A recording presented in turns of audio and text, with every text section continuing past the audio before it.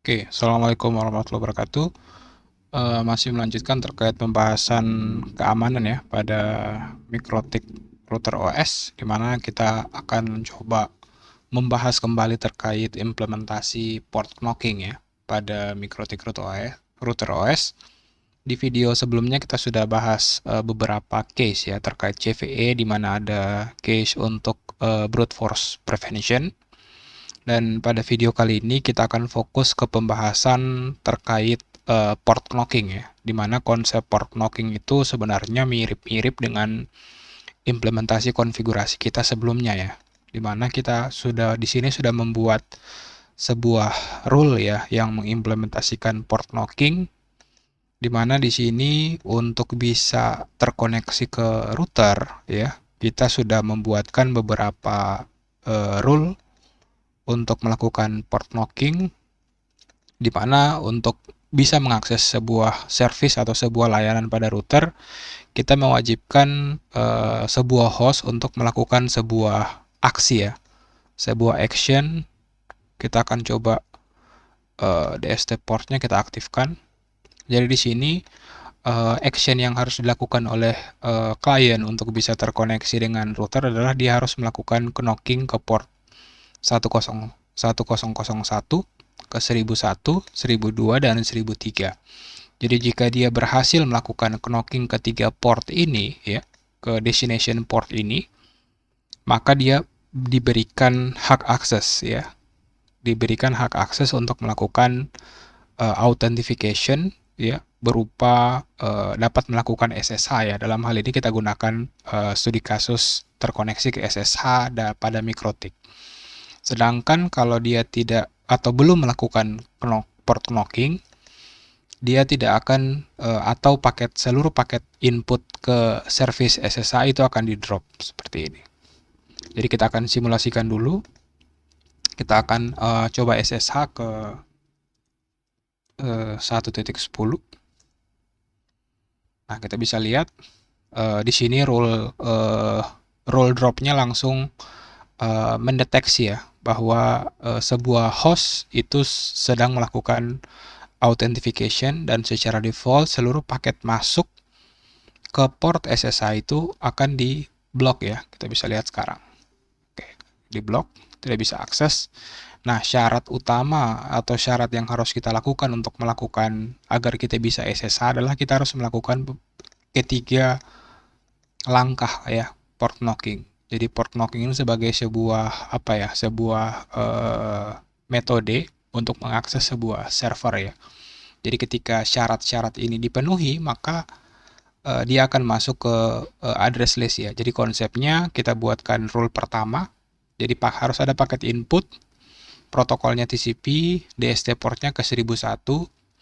Actionnya dia akan buatkan sebuah address list. Dia akan masukkan SRC address listnya ke address list knock 1 ya. Itu timeoutnya 10 detik. Jadi 10 detik sebelum 10 detik dia harus melakukan upaya port knocking yang kedua ya.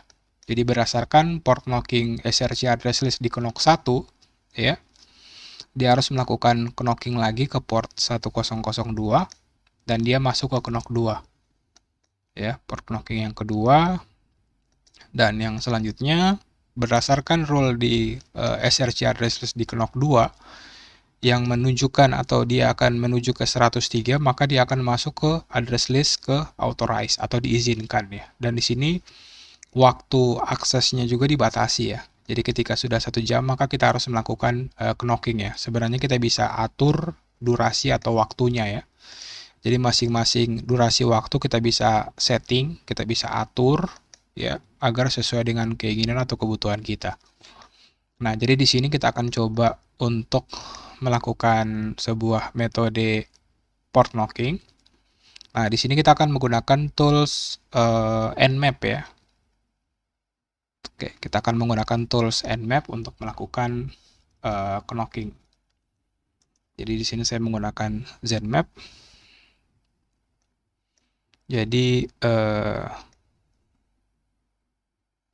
Jadi perintahnya adalah nmap spasi -p spasi protokolnya atau portnya 1001, selanjutnya destination-nya ya, misalnya 1.10. Oke, kita lakukan knock, maka harusnya di sini lognya ada ya. Nah, sebelum 10 detik kita lakukan knocking lagi untuk port 1002. Kita scan lagi, di sini counternya akan masuk ya. Oke, masuk. Terus kita ke 1003. Kita scan kembali. Oke, sekarang kita harusnya sudah diizinkan ya. Jadi kalau kita masuk ke address list, kita sudah melakukan ketiga syarat untuk melakukan knocking, berarti sekarang IP address di laptop kita itu sudah masuk di daftar authorize ya, dan kita punya waktu atau timeout waktu 1 jam ya. Jadi sekarang harusnya kita sudah berhasil untuk melakukan knocking. Kalau kita restart sessionnya, kita langsung bisa login ya. Kita bisa lihat counter atau byte dan paketnya juga sudah aktif. Kita bisa login, admin, ya, kita berhasil masuk ke MikroTik. Seperti itu implementasi port knockingnya.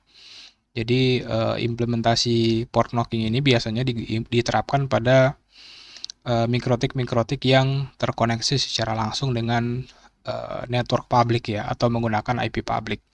Hal ini adalah untuk meningkatkan sistem keamanan. Tentunya untuk port yang digunakan, kita bisa custom ya, misalnya ke port Winbox ya, kita bisa custom ke akses Winbox ke 8291 di sini, sehingga ketika kita mengakses selain port 8291 ya, di sini misalnya bukan SSH, kita bisa custom juga ya. Jadi secara default kita drop semua akses ke 8291. Ketika dia sudah berhasil melakukan port knocking, maka dia sudah bisa melakukan remote ke Winbox ya.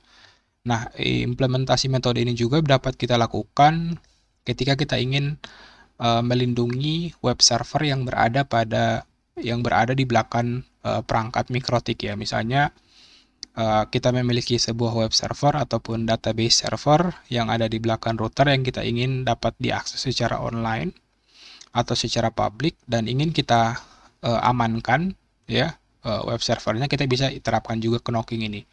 Dan untuk paket atau chainnya kita tinggal ganti menjadi forward ya.